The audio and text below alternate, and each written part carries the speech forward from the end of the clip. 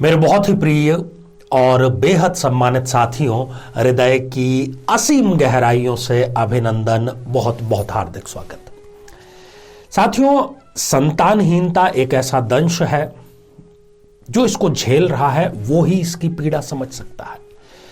और हमने अपनी तरफ से ये एक छोटा सा प्रयास किया है कि उन सभी माताओं बहनों को जिनकी झोली अभी तक किसी कारण से सूनी है, उन तक खुशखबरी पहुंचे गुड न्यूज के बारे में।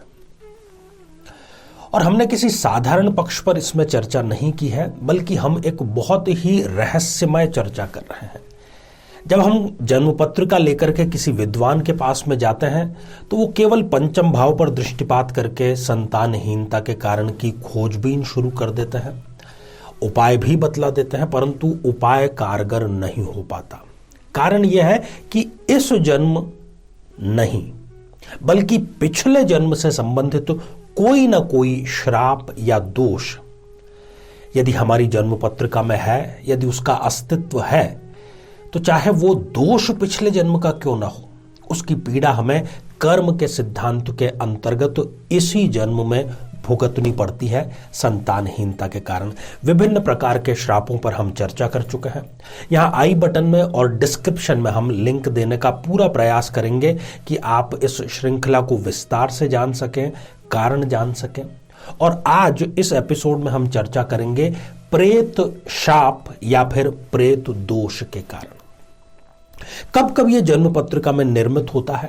यदि आपके भी विवाह को 2, 3, 4 या इससे अधिक वर्षों का समय बीत चुका है और आपको भी कारण समझ में नहीं आ रहा है, सारे प्रयास आप कर चुके हैं, तो इस एपिसोड को तो आप देखें ही, पूरी श्रृंखला भी आप देखें और साथ ही उसका उपाय भी करें, जो कि बेहद आसान है। हमारे ही चैनल साधना सिद्धि पर हम उसका प्रसारण साथ साथ में ही कर रहे हैं। साथियों, इस पर हम चर्चा करें इससे पहले एक बेहद जरूरी सूचना कि हम हमारे प्रत्येक एपिसोड के अंत में किसी न किसी जातक के प्रश्न का उत्तर देते हैं और ये प्रश्न हमें प्राप्त होते हैं आप लोगों के ही द्वारा YouTube कमेंट के माध्यम से। जब भी आप अपना कमेंट लिखें उससे पहले आपको लिखना है #आचार्य चंद्रकांत और कमेंट में आप अपना प्रश्न पूछें। साथ ही इसी एपिसोड से संबंधित एक बेहद ही आसान सा प्रश्न इस एपिसोड के अंत में आपसे पूछेंगे, उसका सही उत्तर साथ में आपको देना चाहिए। तो आज 3 स्थितियों की मैं चर्चा करूंगा, जन्म पत्रिका पर दृष्टिपात करते हैं। साथियों, ये एक खाली जन्म पत्रिका है क्योंकि जो 3 सिद्धांत हम बतलाने जा रहे हैं वो सभी प्रकार के लग्नों, सभी प्रकार की राशियों, स्त्री की राशि हो, पुरुष की हो, किसी की भी कुंडली हो, सब पर ये लागू स्पष्ट रूप से है। तो सबसे पहली और महत्वपूर्ण स्थिति है यदि लग्न भाव में शनिदेव विराजमान हो जाए और पंचम भाव में, जो कि स्वयं में संतान का भाव है, वहां पर राहु देव यदि विराजमान हो जाए।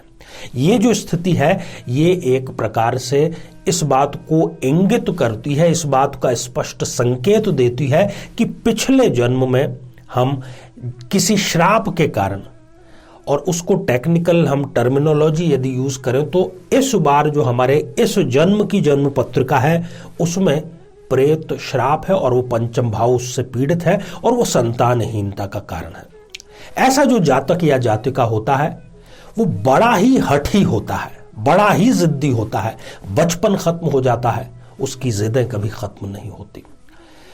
ऐसा व्यक्ति नौकरी करता जरूर है परंतु उसकी नौकरियां बहुत फ्रिक्वेंटली बदलती हैं और कई बार उसके मन में ये ख्याल भी आता है कि मैं नौकरी ये जो कर रहा हूं इसको छोड़ करके अपना बिजनेस शुरू करूं। इसी प्रकार से उसका जो करियर है वो स्टेब्लिश नहीं हो पाता। ये 2 विशेषताएं, साथ में संतानहीनता की बात तो हमने आपको बतलाई ही है। साथियों, जो दूसरी स्थिति है वो भी पंचम भाव से रिलेटेड है। यदि पंचम भाव में चंद्रमा विराजमान है और साथ ही ये दोनों स्थितियां एक साथ होना जरूरी है, पंचम भाव में चंद्रमा का होना और सप्तमेश का अष्टम भाव में जाकर के बैठना। कैसे? यदि सप्तम भाव में 5 नंबर का अंक लिखा है और सूर्यदेव अष्टम भाव में जाकर के विराजमान हो जाए, यदि सप्तम भाव में 1 या 8 इन दोनों में से कोई एक अंक लिखा है और मंगल देव अष्टम भाव में जाकर के विराजमान हो जाए, यदि 3 या 6 इनमें से कोई एक अंक सप्तम भाव में लिखा है और बुध देव अष्टम भाव में जाकर के विराजमान हो जाए, यदि 9 या 12 इन दोनों में से कोई एक अंक सप्तम भाव में लिखा है और गुरुदेव अष्टम भाव में जाकर के विराजमान हो जाए, यदि 2 या 7 इनमें से कोई एक अंक सप्तम भाव में लिखा है और इनके स्वामी शुक्र देव अष्टम भाव में जाकर के विराजमान हो जाए। साथियों, यदि अंत में 10 या 11 इनमें से कोई एक अंक सप्तम भाव में लिखा है और शनिदेव अष्टम भाव में जाकर के विराजमान हो जाए, ये स्थिति राजयोग कारक तो है। व्यक्ति सरकार में उच्च पद को प्राप्त कर सकता है, बहुत बड़ी धनराशि वो दान पुण्य में धर्म कार्यों में भी लगाता है। सलाहकार इतना जबरदस्त होता है कि इनके आसपास के लोग, इनके परिचित अपने जीवन के कई बड़े डिसीजन इनसे पूछ करके लेते हैं। ये स्थिति इनको दीर्घायु भी बनाती है, परंतु एक्स्ट्रा मैरिटल अफेयर का भी इनको सामना करना पड़ता है, अवसर इनको प्राप्त होता है। साथियों, तीसरी स्थिति है शनि और शुक्र इन दोनों की युति।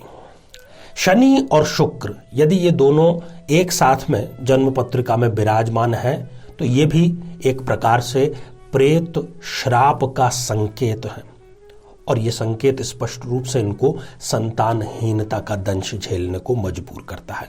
शनि और शुक्र की जब भी स्थिति एक साथ में युति की होती है तो इनका जो जीवन साथी है बड़ा पसंदीदा होता है, बड़ा ही सुंदर आकर्षक व्यक्तित्व का धनी होता है। विवाह के पश्चात इनका भाग्य का उदय तो होता है, परंतु झोली इनकी संतान के रूप में संतान के पक्ष से खाली रहती है। सरकार से इनको लाभ बहुत पर्याप्त मात्रा में मिलता है। रिस्क ये बड़ी जल्दी लेते हैं, बड़ी बड़ी रिस्क बड़ी जल्दी, ये दोनों ही ये कार्य करते हैं। नौकरी बहुत जल्दी बदलते हैं, नौकरी जल्दी छोड़ भी देते हैं। करियर की शुरुआत नौकरी से करेंगे परंतु लंबे समय तक ये नौकरी नहीं करेंगे। ससुराल पक्ष से इनको बड़ा लाभ मिलता है और कामुकता इनकी एक प्रकार से कमजोरी होती है। कई मामलों में ये भी देखा गया है कि प्रथम विवाह में इनका जो डाइवोर्स है वो बड़ा ही जल्दी हो जाता है। विदेश से संबंधित किसी व्यापार या विदेश यात्रा का जो योग है वो इनके निरंतर चलता ही रहता है।